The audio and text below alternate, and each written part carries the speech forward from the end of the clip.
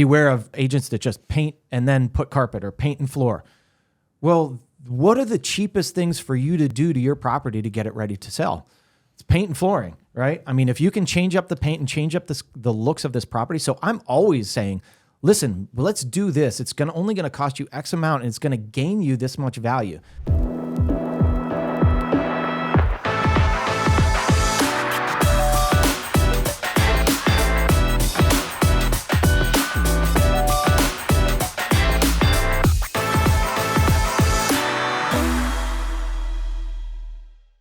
How's it going, everyone? Welcome back to another episode of the Shawn and Matt Show. My name is Matt. That is Shawn. Welcome to our show, Shawn. In today's episode, we're going to be talking about 7 home features that you should never invest in and why real estate agents say that, as well as 23 home red flags that inspectors may not be checking when they do the home inspection. So some things to watch out for. Shawn, how is your Thursday, November 7th treating you? Thursday's doing pretty good. I don't know how the market is right now. We'll see how this weekend goes. Weather's beautiful. You know, look on the bright side of things. Can I tell a quick story? We were talking about sleep earlier, and I promise we'll get into the top articles here shortly. Yeah. But, you know, my wife and I, she likes to go out to the theater. Yeah. So that means I like to go out to the theater. Little Freudian slip there. And so we go out to the Shakespeare Theater. You know, by the way, we go to a steakhouse right before. So I'm just eating a filet. And then we go to the theater. It starts at like 8:30 at night. The show starts. Yeah. It's like an hour and a half with 45-minute intermission. So I'm doing the whole, like, you know, when you're on an airplane and you're tired, like the neck kind of bob. I can't imagine the person behind me, like what they're thinking, just watching this guy's bald head just go bob up and down. And then when I finally, I'm clearly asleep or close to it. And when I like kind of wake up and like look, it's an intimate theater. Okay. Yeah. This isn't, you know, Broadway. This is like a very small theater. I look up and it's Romeo and Juliet.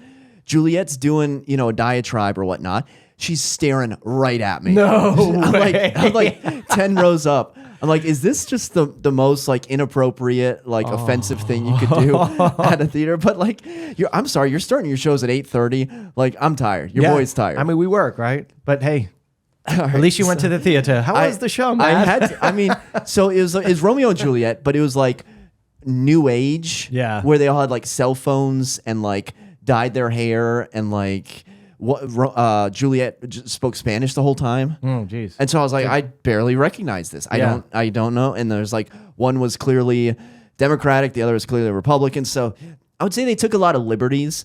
I don't know if William Shakespeare would be rolling in his grave, but he'd definitely be turning. Yeah. And so would you rate, like, would you definitely suggest to go, or was it like, I would like to see the OG Romeo and Juliet in theater. Got you. Yep. All right. So thank you for your patience as we get into today's actual show. Shawn, this article comes to us from Go Banking Rates. Real estate agents explain why you should never invest in these 7 home features. Okay. Shawn, number 1. So are we seeing if we agree with these things or yeah? Okay. Because some of these, you could make the argument where they do add value. Yeah. Okay. And I may make the argument that this one does add value. Okay. Turning your garage into a living space. Shawn, there was a listing I had in Falls Church. It's a townhouse. You may or may not remember it. It was over on Munson Hill Court Drive Place, something or other. But it was a 3-bedroom that it was originally the model home of the community when it was being built in the 1980s or 90s. And what do they usually do to the garages in the model homes? That's usually the sales office. And so they had converted that into living space, which turned the 3-bedroom into a 4-bedroom. So now all of a sudden we have more living space than pretty much every other. There might have been like one or two, but almost every other townhouse in that subdivision. Additionally, there is a bathroom on that first floor of the 4-story townhouse. And so now we can attract multi-generational living with this townhouse that had the garage turned into a living space. The other parking arrangement, which is relevant, is you had a driveway for your 1 car, and then you had essentially a private visitor spots access that was usually fairly available. So it wasn't like you had your garage and nothing else. You had options available. And at the time, I reached out to you and said, hey, what do you think the value is of this living space versus having an actual garage? And I don't want to put words in your mouth, but you said something like some people would really value the bedroom and other people would really value the garage, where it would almost equal out. There wasn't a large jump either way. But what are your thoughts on turning the garage into a living space? Yeah, I mean, like it really depends, right? Sometimes it really could add a lot of value to your house, and other times maybe people want garages in that area. It just depends on where you're selling and what people are looking for. I would say that a lot of people do look for a garage, so that could be valuable to those people. But when you're finishing a space, that's going to actually add value. Now, if you look at an appraisal, they will give you certain value for an unfinished garage. But if it's on that main level, it's above grade, they're going to give you a significantly more, probably a bigger, higher value for that bedroom when it's finished space with AC and heat, because it's finished space. So therefore you can get a higher value. So on one hand, it might feel weird to people.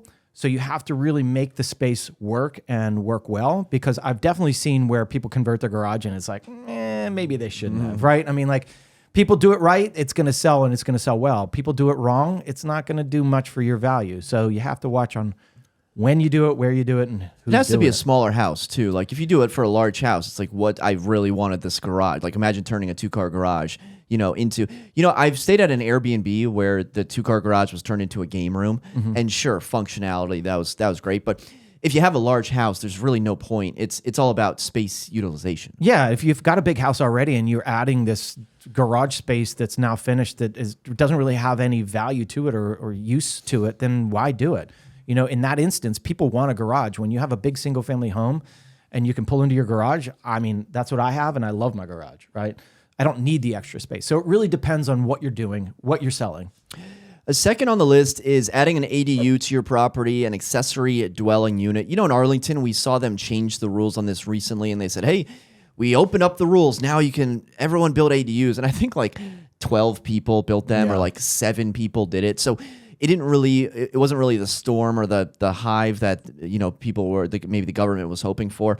According to Angie, installing any kind of ADU on your property has an average cost of $180,000.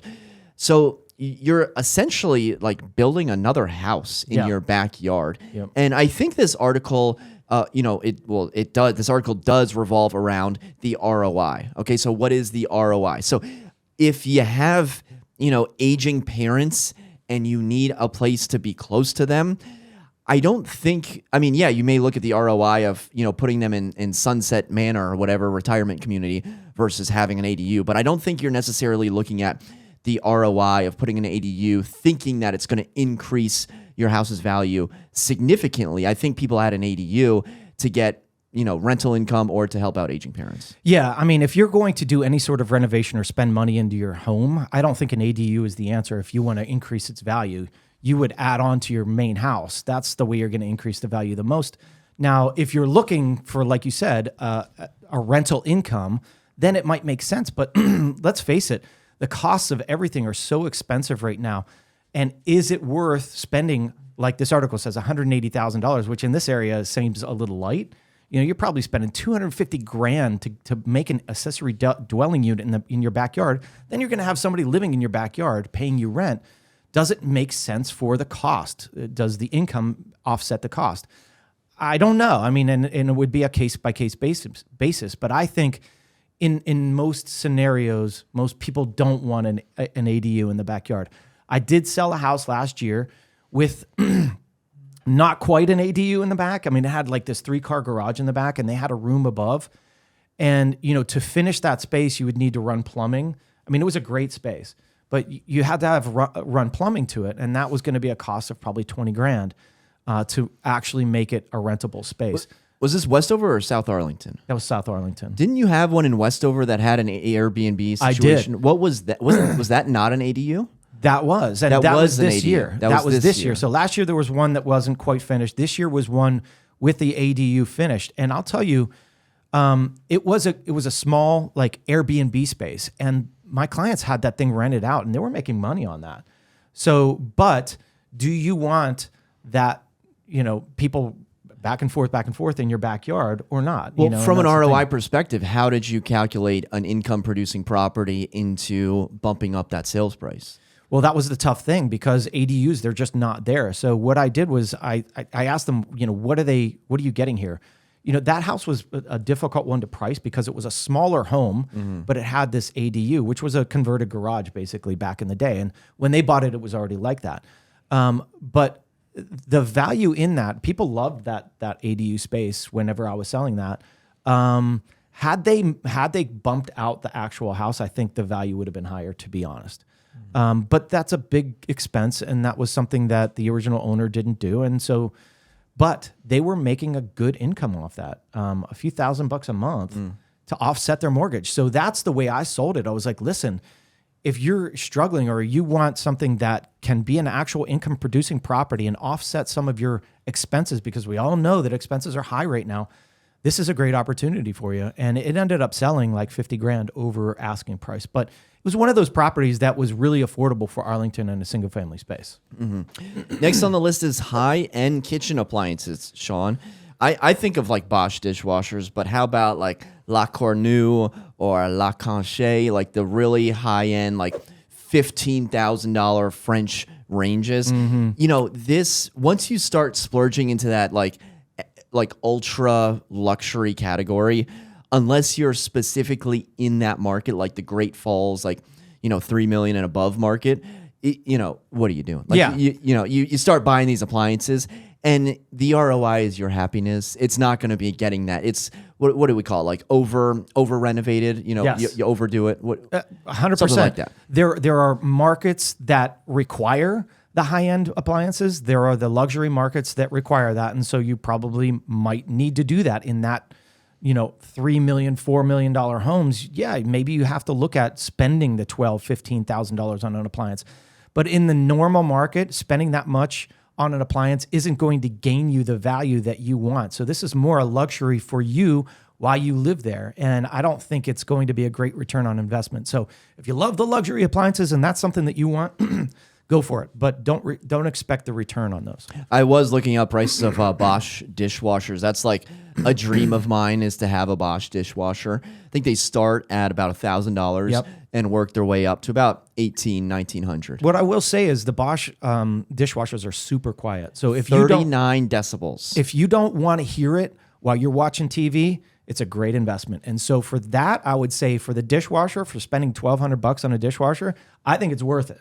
It's not really a lot of money to be spending on a dishwasher. When you can get them for $300, but it's going to be like in your, right. in your kitchen. But if you can spend that $1,200 on that, I think that is good for your living space in the future. Next on the list is built-in shelving. This one's kind of silly. I don't want to spend too much time on this, but it's ironic because I'm listing a property right now that the owner put in really nice built-in shelving, and he said, "Hey, check out the built-in shelving." And I said, "Oh, this looks great." Next to the kitchen that hasn't been touched in like 20 years, it's not as congruent. But people really liked the built-in shelving. The dining room is now smaller, and it makes the kitchen seem more outdated. But I don't think that can add too much value in terms of selling this condo. Yeah, it's such a minor thing. Built-in shelving can be expensive, and a lot of people want the space instead of the shelving. So be careful what you're doing there. Next on the list, I don't know what number 1, 5, 6, 7, niche additions. Specifically things like gyms, wine rooms, movie screening rooms, etc. All are home features that... This is an interesting article. All are home features that you'll want to avoid because they could make it challenging to sell your home. What if you like gyms? What if you like wine? What if you like movies? Like, these are things where you want to live your life and enjoy and be happy, and just know that the next person maybe doesn't drink wine, maybe has never touched a barbell in their life, and maybe is not a big movie watcher. So, a home gym may cost, $13,500 according to the article, but it's certainly going to be a niche market when you go to sell it. Yeah, I mean, what I'll say is enjoy your house. Enjoy your house. Do the things that you love, that you want to do to it, to make it your own, to make it livable and you love it. But when you go to sell it, people might not want that gym.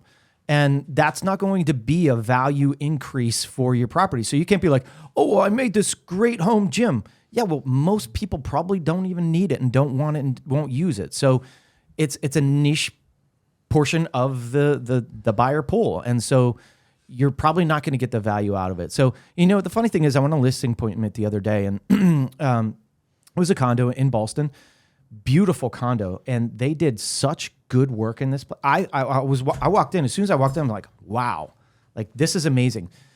They spent a good amount of money on it, but I was like, listen, I think we can get a lot more than what the comps are saying because you did such a good job in here, but you're not going to get maybe the $75K that you put into it. But you enjoyed it for 10 years. You loved it for that long. And that's the key point that you have to think about is your enjoyment of it. That's going to be worth it to some people. Next on the list is the swimming pool, Shawn. Everyone's favorite negotiate. Like, is this a good thing, a bad thing? I think before COVID, it was like a bad thing. And then during COVID, it was like, oh my gosh, every house needs to have a swimming pool. Now, where do you think we're settling in on the swimming pool, Shawn? Yeah, the swimming pools had their day. It was amazing when we were looking at it and being like, wow, the prices have actually flipped from pools were a negative, now pools are a positive. I think they're still a net positive. It just depends on the condition of that pool. I mean, there's definitely pools out there that I'm like, all right, this is crushing your value because it's going to need $100K of renovations to this to make it really a good pool. If you've got a beautiful backyard with a beautiful pool, naturally it's going to increase your value. But again, don't think that you're going to get the $200,000 that you put into it back out of it when you sell it. Yeah, we saw a pool recently in McLean where the buyers really wanted a pool, but the pool was in disastrous condition and it was it's a sinking. money pit.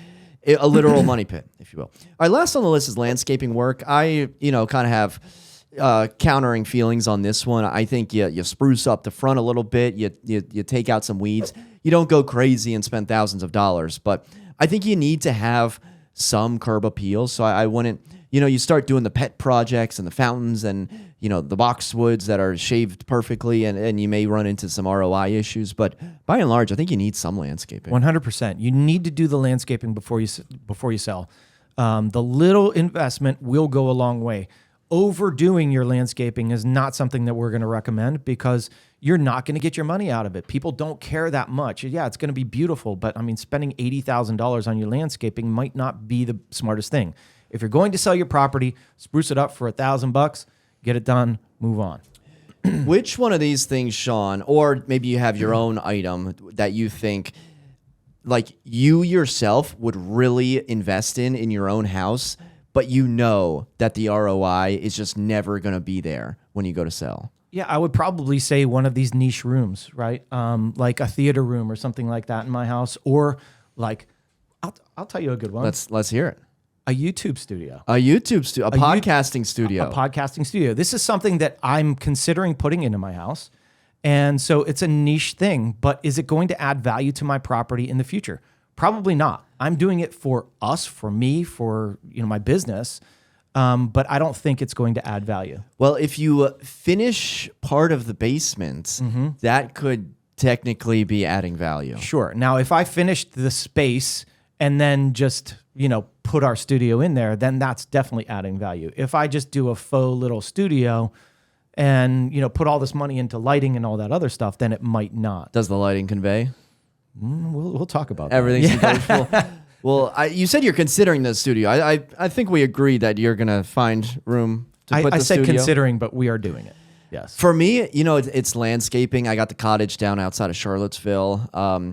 Right now, you either have time or money. Right now, I have the time. And so I love kind of going down there, getting my fingernails dirty. I did look into hiring professional landscapers. Very expensive. Shocker. Yeah. Landscaping is expensive. Certainly wasn't worth it when I have a laundry list of other items, but I'm in my landscaping era, if you will. Yeah. Well, the thing is, it's good to get your hands dirty on your own property sometimes. Like, learn how to do these things. Are you doing that at the beach house? Are you learning how to do things at the beach? I have done some things. What have you done? Changed out a couple light bulbs? You know what it was? I have a toilet that wasn't fixed to the floor, so the screws are too short.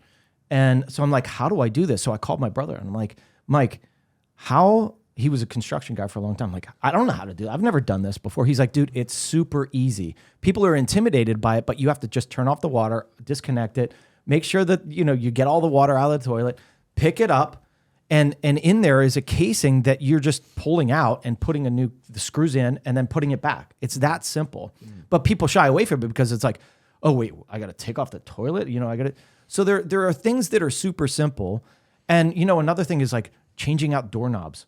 I never really did it before. I'm like, all right, I did like 20 of them in my house, and I'm like, that was super simple. So my client today was like, hey, maybe we should get somebody over to change out the lock that's not working. I'm like, I could probably do it in 5 minutes for you. So I'll just run to Home Depot, grab it, and change it out. So my point is, there are certain things that you should learn to do to your own home so that you can update it and keep it good. It's always better to hire a professional. And if you have a housing problem, type it into YouTube, and there will be 100 videos on how to fix your 1987 Kenmore refrigerator. Yes. I mean, there are so many useful videos out there that you can do it. It's simple to do. We pay these people a lot of money to come over for an hour, and we could have done it in the hour and saved the money. So just think about it. All right, let's move on to our next article. This comes to us from BuzzFeed.com, which is apparently still a thing. BuzzFeed is still around in 2024.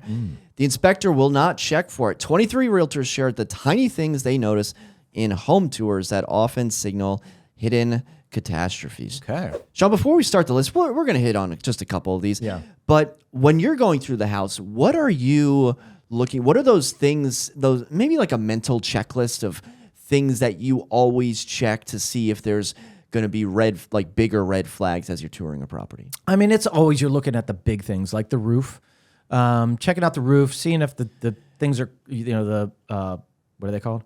Shingles or curved. Yeah, I was going to say, so like if you're a first-time home buyer and someone says, yeah, check out the roof, you may look at the roof and just think, what am I looking for? Yeah, and it's hard. I mean, I'm not a professional as far as an inspector goes, but you can tell if the shingles are starting to curl a little bit, then it's showing a little bit of age. But you can't really tell until you look in the attic. And this is one of the things they say is like, look in the attic to see if there's any moisture or stains in the boards in that attic. That's a good indicator if it's an old problem or if it's a new problem. But definitely foundational things. You're going to walk around the exterior and interior to see if there's any water coming in or smells in the basement that could indicate water. And then your HVAC system, right? I'm always going to look at the HVAC system to see the age and to know what costs. Those are the three biggest costs that you're going to get in a property. And so those are the things you should be looking at. So on the outside, I'm doing grading. Okay, my dad just drilled into me like what would happen if 10,000 gallons of water would be poured down on this house during a rainstorm. Like, where is that external front and back grading? Yeah. On the inside, I'm big on electrical. I'm not gonna ever try to do electrical because I may kill myself. But how many times has that electrical outlet been painted over? Are the outlets grounded with the 3 prongs or do they have the 2 prongs? Is it a 200 amp, breaker or the other one? The one we don't really know about. The smaller one. So, that may signal that if they've ignored, those items and hey, maybe you want to put in, another freezer, or I guess the cliche is if you want to put in a hot tub, you need the space in the panel for that. Those are the big things that I'm looking for on the list. The first thing that someone said was the grading, and then obviously the roof and the HVAC. How about this one, Shawn? DIY home improvements. Oh yeah. Look out for sellers who like to do their own DIY home improvements. I did a tour out in Herndon, Reston, where there was a sunroom. The thing might have just been held up by cinder blocks. The electrical was essentially daisy chained through an extension cord throughout the whole. The fact that that whole room didn't catch up in flames while we were touring the property was a miracle. So definitely DIY home improvements. I've seen it so many times, especially back in the day. In the basements, people would try to finish their own basement, and you could tell right away. And did they get the permits? This is a big thing. I recently sold one in Arlington, single family home, and I was walking through the basement, and my clients liked the house, and I was like, listen, I just feel like this basement was done by the homeowner. All right. And so I want you to be aware of that because there could be costs involved. And their response was like, we don't really like the basement and we don't really care. Right. We're going to probably be just on the top 2 levels anyway. So it doesn't really matter to us. In the home inspection, the home inspector did mention a few things that maybe this was done, by the homeowner. But in the end, it just depends. You just be aware that this could have been done. Maybe they did a good job. Maybe it was to code. Maybe they did get the permitting. But you can check on all that stuff. So just be careful. Speaking of basements, when you're touring a basement with your buyer client and you notice that there's new flooring and new paint, are you automatically thinking, hey, they put in new flooring, maybe it flooded last year? Or are you thinking, hey, maybe they've had some water damage? Or like, hey, it's probably just an old carpet and they put it in new tile? No, I mean, I always think so. It's funny when reading this article, it's like, beware of agents that just paint and then put carpet or paint and floor. Well, what are the cheapest things for you to do to your property to get it ready to sell? It's paint and flooring, right? I mean, if you can change up the paint and change up the looks of this property. So I'm always saying, listen, let's do this. It's only going to cost you X amount and it's going to gain you this much value. And what these people are saying in here is like, beware, because this is just a realtor special. It's just one of these flips. Well, maybe it could be, but in my opinion, I'm going to make this thing look as good as possible. And it's not necessarily covering up something. And my issue is to disclose. I have to disclose things. And so, there wasn't another property in South Arlington, single family home that I sold last year that had a water issue in it. And what did we do? Well, first the homeowner changed out the floors and then she had a water problem. I'm like, well, we're going to have to figure out the water problem first. So that's what we did. We had a professional company come in. They did all this good stuff to the basement and we had to redo the floors again. And this was a big project, but in the end, it sold for a really good value. And I don't necessarily think this is a bad thing. Could it be neglecting some of the higher items that we could put money into? Yeah, because I don't think it's necessarily good to go and spend, $20,000, $30,000 on things when you can just negotiate these things out in the contract. How about this one, Shawn? Check your cell phone signal in the house. I've run into this problem a lot. In condo buildings, you'll be in the inside of the condo or in the hallway, and your phone is like burning up because it's just searching and searching for signal. And finally, you stick your arm out the window of the sunroom and you finally get it. And then in houses, in some basements, I'll go into Brokers Opens, in some basements, I'm like, I don't know where I am right now. Because, Northern Virginia usually has pretty good cell reception. But have you run into cell reception at all? Oh, my gosh, yeah. I mean, again, another single-family home in Arlington, a different one that I sold this year, I was like, there's no cell service here. Like, I'm not getting any. And so this is definitely something to think about. And in my own house, in Terra Leeway Heights, I have to go to the front of my house to talk on the phone. It is so annoying. I'll be like in my kitchen talking. They're like, you sound like a robot right now. Like you sound like you're cutting in and out. And I'm like, are you kidding me? And not only that, yeah, people are like, well, turn on your Wi-Fi and talk over Wi-Fi. And I'm like, I have it on. I don't know what the deal is. And it drives me insane. So I would not purchase my house because of this. So, but just beware that. How do you get rid of it? How do you do it? What's your builder putting concrete between floors? What's he doing? Thankfully, he probably fortified it and made it stronger. Fortified the heck out of it. But like, it's so annoying that I've got this house and literally I can't speak in my bedroom. I can't speak. If I'm on the top of the house, I have to go to one corner. If I'm on the front, downstairs, I have to go to the front. Like a designated phone call area. Yeah. It's like a circle where you can make phone calls. And it's not all the time, but it'll drive you crazy. So make sure that you know the cell phone service and maybe get an extender or do what you need to do to get it. And I've called Verizon about it, and I was thinking of switching to AT&T or whatever. I haven't done it yet, but I'm like, if I switch, it's a pain in the butt to switch, first of all. And then I switch and it's the same thing. I'm like, all right, that proved nothing. Shawn, what about this, where you walk into a house and you're hit with the smell of Febreze or air fresheners, where you can taste it in your throat? It's just a waft of linen scent. Yes, 100%. You're covering up the stench. It's worse. In your property. It's worse than the initial stench. It's worse. It is worse because people are boom. They're like, wow, what's that stank of like flowers and stank? It's a giveaway. It's a dead giveaway. So don't put the plugins anymore. One little like smell here and there could be nice, but overdoing it, and we've gone through many, you and I, over our years. Yeah, we know it. I unplug them. Like if I'm touring a house and it's overwhelming, I'll just unplug it and leave it right next to the outlet. I'm not going to steal it, but I'm sending a message to the list. Like, that is the feedback. Yeah. Your house smells awful. Yep. let's do one or maybe a couple more. Okay. This is something that I disagree with. Okay. So someone wrote, one of the first things I look at before I view the house is the MLS. In my area, we have a 17-day average day on market. Some houses sell in less than 10. Once it hits 30 plus days, it's a huge red flag to me. There are multiple reasons why a home won't sell, but if I see 30 plus days, I become skeptical already. I want to push back a little bit. I don't become skeptical because I can usually look at a house online if it's been sitting and know why it's been sitting. It's not like there's some hidden agenda or some hidden structural issue. It's usually, it's on a highway. Mm-hmm. Yeah, okay, it's been sitting. Oh, it's $50,000 overpriced. Okay, yeah, it's been sitting. Shawn, what are your thoughts when you see houses that are sitting on the market for a long time? I 100% agree with you. 30 days is not, 30 days is kind of a normal market. And yeah, if I'm a listing agent and we've been on for 30 days, I'm like, hey, maybe it's time to adjust something or do something differently. Maybe we did overprice it and we need to come down and adjust that. So typically as a listing agent, that's what I'm saying to my clients. If we're on for 30 days, even if after in a hot market, if we're on for 2 weeks, I'm like, hey, there's something wrong. We got to get moving on this. But are they hiding something? Is it a red flag? No, I don't think so. I think that, you just have to do your due diligence on why it's not selling. Is it next to a road? Is it smelly? Is it, whatever it is, and adjust. And sometimes your best deals can be made from places that have been on the market a long time. The funny thing is people always think that something's wrong with it. They right away go to that. Oh, why it's been on for so long? Well, maybe it's just overpriced. Just throw in an offer. See what happens.